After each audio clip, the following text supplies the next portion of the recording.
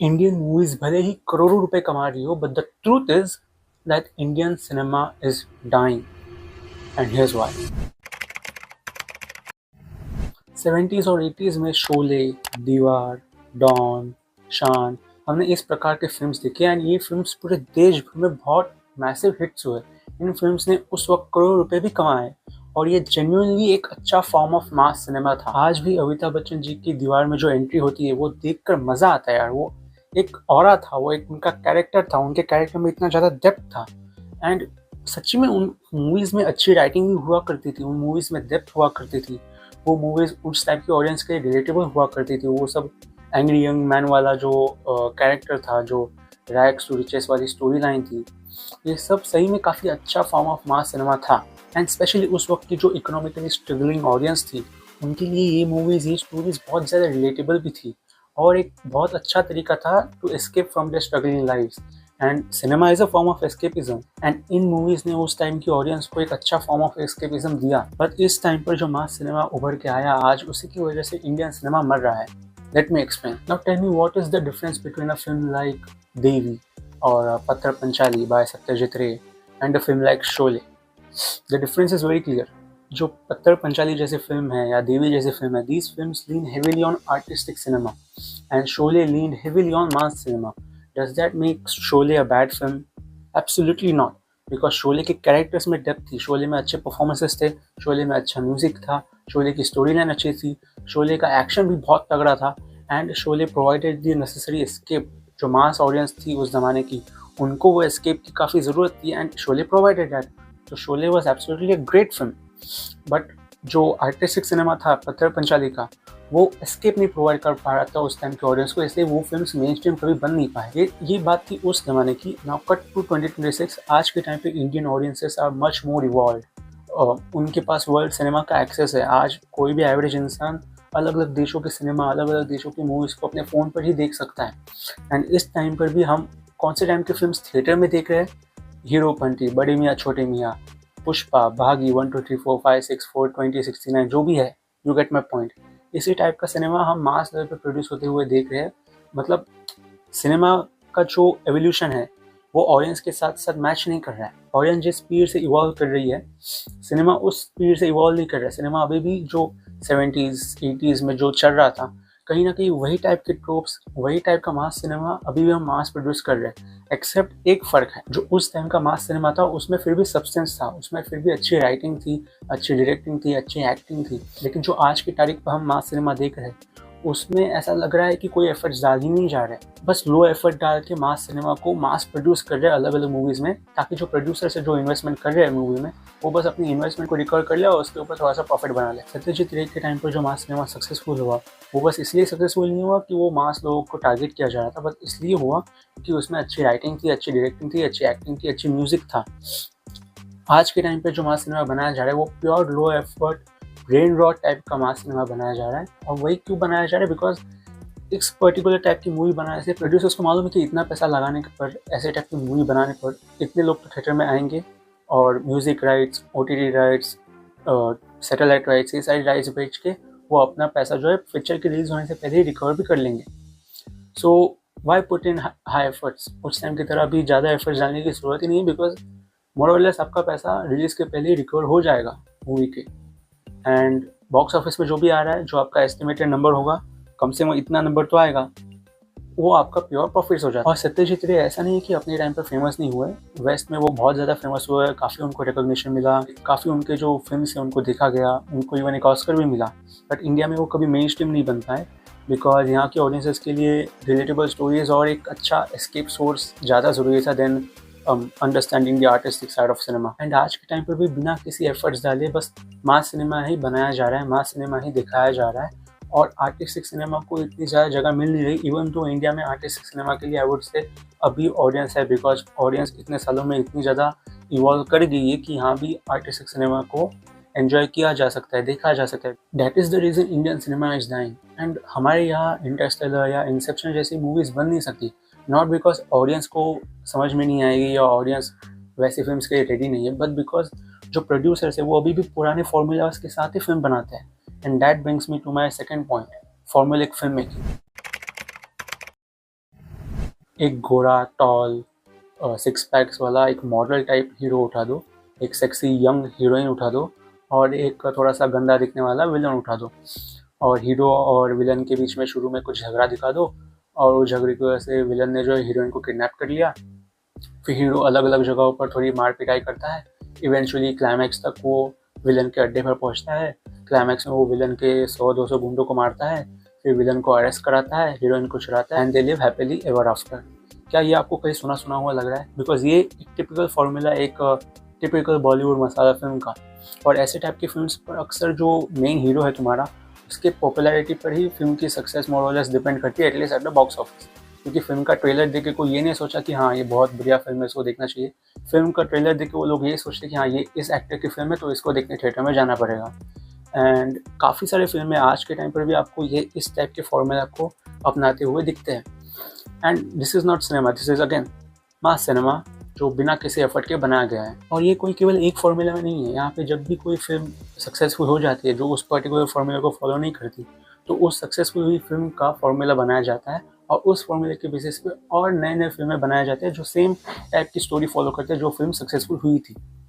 It's like YouTube पे अगर कोई टॉपिक सक्सेसफुल हो जाता है या ट्रेंडिंग हो जाता है, तो काफ़ी अलग अलग क्रिएटर्स उसी टॉपिक से रिलेटेड वीडियोस बनाते हैं, यही होप करते हुए कि ये भी वीडियोस भी सक्सेसफुल हो जाएंगे, ट्रेंडिंग हो जाएंगी। सेम फॉर्मूला कहीं ना कहीं बॉलीवुड में भी हमें दिखता है कि कोई फिल्म अगर सक्सेसफुल हो गई तो उसी फिल्म से रिलेटेड, उसी फिल्म के जैसे और फिल्म्स बनाए जाते हैं। लेकिन art doesn't work on formulas, it works on creativity of the writer and the director. And unfortunately India में ये भी एक प्रॉब्लम है कि इंडिया में हम एक्टर और प्रोड्यूसर को ही ऑब्वियसली ज़्यादा इंपॉर्टेंस देते हैं, और डायरेक्टर और राइटर जो है, जो कि फिल्म के लिए एक्चुअली ज़्यादा इंपॉर्टेंट है, जो कि फिल्म के अच्छे बनने के लिए ज़्यादा इंपॉर्टेंट है, एक एक्टर और डायरेक्टर, उनको हम उतना इंपॉर्टेंस कभी देते नहीं। And that's the problem with Indian cinema right now, because कहीं ना कहीं आज भी फिल्म के बॉक्स ऑफिस के सक्सेस के पीछे एक्टर के फेमस होने का ज़्यादा इंपॉर्टेंस होता है, और प्रोड्यूसर का पैसा फिल्म पे लगता है। तो कहीं ना कहीं बस इन्हीं दोनों को हम ज़्यादा इंपॉर्टेंट मानते हैं किसी फिल्म में, बट एक फिल्म को अच्छा बनाते हैं डायरेक्टर और राइटर, एंड उनको हम इतना इंपॉर्टेंस देते नहीं, because at the end of the day ये पूरी इंडस्ट्री पैसों पर ही काम करती है। एंड कहीं ना कहीं वो भी एक रीज़न है हमें इंडिया में अच्छा आर्टिस्टिक सिनेमा नहीं दिखता। Yes, I know film industry is a business, लेकिन हॉलीवुड भी एक बिजनेस है, एंड हॉलीवुड भी काफ़ी अच्छा पैसा कमाता है। लेकिन फिर भी स्टोरी टेलिंग और वैरायटी ऑफ स्टोरी टेलिंग के मामले में, या फिर आर्टिस्टिक सिनेमा के मामले में अभी भी हॉलीवुड हमसे बहुत ज़्यादा आगे है। एंड इंडिया में तो पैसों के लिए सीक्वल्स के भी सीक्वल्स बनते हैं, रीमेक्स के भी रीमेक्स बनते हैं, एंड उन सीक्वल्स का प्रीवियस मूवी से भी कुछ कनेक्शन नहीं होता, कुछ ऐसा कनेक्टेड प्लॉट भी नहीं होता। वो बस इसलिए बनाते हैं क्योंकि जो पिछली मूवी थी वो सुपर हिट गई, तो उस मूवी का जो नाम है, उस मूवी का ब्रांडिंग जो है, उस मूवी का जो सॉन्ग है, उस मूवी का जो थीम सॉन्ग है, वो लगा के कोई भी और मूवी पे वो लगा के सीक्वल के नाम पे बेचने की कोशिश किया जाता है। Because why? बिकॉज उस रिकॉल वैल्यू की वजह से लोग थिएटर्स में आएंगे, और प्रोड्यूसर जो है वो अपना पैसा रिकॉल करके प्रॉफिट बना देंगे। इसी कैपिटलिज्म ऑफ आर्ट की वजह से हम अभी भी 50 ईयर्स या 60 ईयर्स के एक्टर्स को देखते हैं टू प्ले अ 25-year-old या 30-year-old main hero of the film. Why? Because उस 50 साल या 60 साल का जो एक्टर है उसका स्टार पावर बहुत ज़्यादा है, बिकॉज उसी के स्टार पावर की वजह से लोग थिएटर्स में मूवी देखने जाएंगे, और जो प्रोड्यूसर्स का पैसा है वो रिकवर हो पाएगा, और वो लोग प्रॉफिट्स बना पाएंगे। एंड जैसा कि मैंने पहले कहा, जो फिल्म्स उस फॉर्मूलिक फिल्म मेकिंग को फॉलो नहीं करते और सक्सेसफुल बन जाते हैं, उन फिल्म्स का अलग फॉर्मूला बनाया जाता है, एंड उस फॉर्मूले के ऊपर और नए फिल्में बनते हैं। और ऐसे एनवायरनमेंट में how can you expect artistic cinema to grow, जहाँ बस पैसों के पीछे अंधा भागा जा रहा है, एंड हर एक चॉइस फिल्म मेकिंग में उसी के ऊपर डिपेंड करती है, पैसे के ऊपर। लाइक सही में इंडियन सिनेमा जो है, it's been consumed by the capitalism of art. And इन सब के बीच जो लोग रिस्पॉन्सिबल होते हैं to make a good film, जिनका ज़्यादा इंपॉर्टेंस होता है इन फिल्म मेकिंग, जैसे कि डायरेक्टर्स हो गया, राइटर्स हो गया, इनको बहुत कम पैसा दिया जाता है।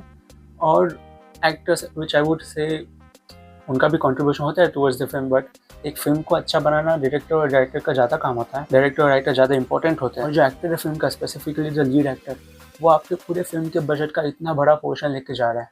That brings me to my next point. Adipurush याद है आपको? उस फिल्म का बजट था अराउंड 400 करोड़, एंड उसमें जो लीड एक्टर थे प्रभास, उनकी फीस मालूम है कितनी थी आपको? गेस कीजिए।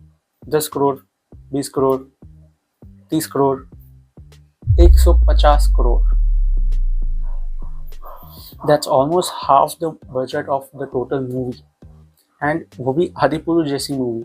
आदि पुरुष में आप रामायण की कहानी बता रहे हो, रामायण की कहानी itself is enough to fill the theatres, आपको किसी स्टार की ज़रूरत थी भी नहीं, लेकिन फिर भी आपको इतना सेफ खेलना था कि आप रामायण बता रहे हो, फिर भी उसके ऊपर आप साउथ का इतना बड़ा एक्टर उठा रहे हो एंड इतना बड़ा स्टार उठा रहे हो because you want star power. Why is that necessary? आप किसी नए एक्टर को लेकर फिल्म बना सकते थे, आपका कितना बजट बच जाता। एंड आपने देखा उस फिल्म के साथ क्या हुआ, 400 करोड़ में से 150 आपने में एक एक्टर को दिया, खाली एक सिंगल एक्टर। बाकी डिपार्टमेंट्स ऑब्वियसली आपके सफ़र करेंगे, वीएफएक्स हो गया, बाकी के एक्टर्स की फीस हो गई, सब कुछ हो गया, उनको कम कम पैसा ही दे रहे हो आप, राइटिंग हो गया, एंड जो बैकलैश आपको मिला वो आपको मिला बिकॉज इस नाम है, लोग इसके साथ इसको लाइटली नहीं लेते। आपने जो गलतियाँ की उस वक्त वो लोगों ने पॉइंट आउट की एंड आपको इतना सारा बैकलैश मिला था, but that just one example है। आज के टाइम पर जो भी मेजर हाई बजट फिल्म होते हैं उनमें से जो बहुत ह्यूज पोर्शन जो पूरे टोटल फिल्म का बजट है उसका काफ़ी बड़ा पोर्शन खाली एक सिंगल मेल एक्टर जो है लीड में वही लेके जाता है, जो कोई एक्टर भी नहीं, वो एक स्टार है और वो स्टार पावर की उतनी फीस है, which is not necessary if the film is good, which is not necessary if the plot is good, which is not necessary if the script is good। आप अपने खाली एक सिंगल मेन एक्टर जो main आपका star है उसको इतना पैसा दे रहे हो तो ऑब्वियसली बाकी डिपार्टमेंट्स आपके सफ़र करेंगे, और ये सब करने की ज़रूरत ही नहीं है। ऑडियंस थिएटर में जाएगी अगर आपकी स्क्रिप्ट अच्छी हो, आपकी स्टोरी अच्छी हो, आपका प्लॉट अच्छा हो, आपकी फिल्म अच्छी हो, और अच्छी फिल्में तभी बनेगी जब आप अपने पुराने फॉर्मूले फिल्म मेकिंग को छोड़ोगे। एंड मेन एक्टर्स को इतना पैसा देना is not a problem. Problem ये है कि उनकी जो फीस है वो टोटल बजट का बहुत बड़ा पोर्शन है। हॉलीवुड में आप देखोगे तो एक्टर्स की फीस बहुत ज़्यादा होती है, लेकिन उनकी फिल्म के भी टोटल बजट बहुत ज़्यादा होते हैं, लाइक अब्सर्डली हाई। तो उस हिसाब से खाली एक्टर को ज़्यादा पैसा देना इज़ नॉट अ प्रॉब्लम, लेकिन आपको बाकी डिपार्टमेंट्स के लिए भी पैसे रखने हैं। आपका टोटल फिल्म का budget should be proportionate to the actors budget. आपका टोटल बजट जो है उसका 50% अगर सिर्फ एक सिंगल एक्टर ले रहा है then it doesn't make sense, that's the problem. But इन सब के बीच में जो है प्रोड्यूसर जो है वो एक सिंगल एक्टर, एक सिंगल स्टार को इतना सारा पैसा दे रहा है, और वो कहीं ना कहीं यही सोच के दे रहे हैं कि ये जो स्टार है, इनके जो फैंस है, इसके जो ऑडियंस है वो थिएटर्स भरी देगी, वो थिएटर्स में फिल्म देखने आ ही जाएगी भले ही फिल्म कैसी भी बने। तो कहीं ना कहीं इन सब के लिए भी हम ही जिम्मेदार हैं। प्रोड्यूसर्स को सिर्फ पैसा कमाने में, प्रॉफिट बनाने से ही मतलब होता है, वी ऑल नो दैट, लेकिन उन्हें वो प्रॉफिट मिलता कहाँ से है? बॉक्स ऑफिस से। बॉक्स ऑफिस में कौन प्रॉफिट दिलाता है? The audience. एंड आज की तारीख पर भी बहुत सारी फिल्म चल जाती है जस्ट बिकॉज उस फिल्म में जो है एक बड़ा सा स्टार प्रेजेंट था, एक बड़ा एक्टर प्रेजेंट था, एंड उनके जो फैंस हैं वो स्टार के फैंस, उस एक्टर के फैंस जो है थिएटर में मूवीज़ को देखने जाते हैं। तो इसीलिए प्रोड्यूसर्स इन स्टार एक्टर्स, इन बड़े एक्टर्स के पीछे ही भागते रहते हैं। मैं तुम्हें एक एग्जाम्पल देकर समझाता हूँ। सपोज तुम एक प्रोड्यूसर हो और तुम एक ज़रा रिस्क लेके नए एक्टर्स को उठा सकते हो, और एक अच्छे प्लॉट, अच्छे डायरेक्टर के साथ काम करके, अच्छे राइटर के साथ काम करके एक अच्छे प्लॉट को जो है उठा के एक अच्छी फिल्म बना सकते हो और रिलीज़ कर सकते हो। लेकिन तुम्हें उस फिल्म को बस इसी पॉइंट पर बेचना पड़ेगा कि वो फिल्म काफ़ी अच्छी है, आप प्लीज़ देखने आए। या फिर दूसरा ऑप्शन ये है कि तुम किसी बड़े स्टार को ले सकते हो, उस बड़े स्टार को 150 करोड़ दे सकते हो और फिल्म का टोटल बजट 200 करोड़ तक रख सकते हो, एंड कोई भी एक बेसिक सा फॉर्मूला उठा के फिल्म बना सकते हो। एंड इसमें तुम्हें गारंटी है कि उस स्टार की वजह से कम से कम नहीं तो 300 करोड़ जो है बॉक्स ऑफिस पर रिकवर हो जाएंगे, कम से कम 300 करोड़ आ ही जाएंगे, बिकॉज उस स्टार की उतनी पावर है, उसकी ऑडियंस उतनी ज़्यादा है कि उसके फैंस जो है वो थिएटर्स भरेंगे एंड 300 करोड़ कम से कम जनरेट करेंगे। तो तुम क्या करोगे इस सिचुएशन में? रिस्क लोगे और 100 करोड़ की एक अच्छी फिल्म बनाओगे एंड एक्सपेक्ट करोगे कि ऑडियंस इस फिल्म को देखने जाए, भले इस फिल्म में कोई बड़ा स्टार नहीं है। या फिर तुम रिस्क नहीं लोगे और तुम 200 करोड़ की फिल्म बना दोगे और उसमें से 150 करोड़ बस उस एक स्टार को दे दोगे और एक घिसी पिटी सी एकदम मेड फॉर्मूलिक फिल्म बना दोगे, लेकिन तुम्हें गारंटी है कि उस स्टार की वजह से तुम्हें 300 करोड़ का जो है बॉक्स ऑफिस में कलेक्शन मिल जाएगा। ऑब्वियसली तुम ये वाला ऑप्शन ही चूज़ करोगे क्योंकि इसमें तुम्हें गारंटी है कि तुम्हारे पैसे जो है रिकवर हो जाएंगे, उसके ऊपर तुम्हारा अच्छा खासा प्रॉफिट भी हो जाएगा। यही प्रॉब्लम कहीं ना कहीं हम आज फेस कर रहे हैं। प्रोड्यूसर्स को प्रॉफिट से मतलब है, और जो प्रॉफिट्स है वो कहाँ पे आते हैं? बॉक्स ऑफिस से आते हैं। बॉक्स ऑफिस में ऑडियंस देखने जाती है, ऑडियंस किसको देखने जाती है? स्टार्स को ही देखने जा रही है।